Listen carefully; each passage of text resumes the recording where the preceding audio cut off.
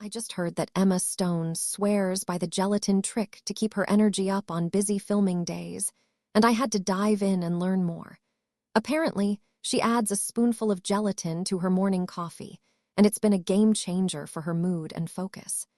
As someone who's always on the go, I was intrigued by the idea of a simple daily ritual that could help balance my energy and mood. The gelatin trick is all about using this common kitchen ingredient to support your body's natural rhythms, and it's really interesting to see how it can impact your overall sense of well-being.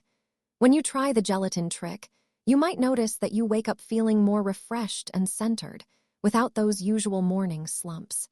My friend has been doing the gelatin trick for a few weeks now, and she says it's helped her stay calm and focused even on the most chaotic days. If you're curious to try it out for yourself, check out the link in the description below for a simple guide to getting started, and be sure to take a look at the pinned comment for some helpful tips from our community. Head to the link and pinned comment to discover how the gelatin trick can work for you, and start nourishing your body from the inside out with this easy and effective ritual.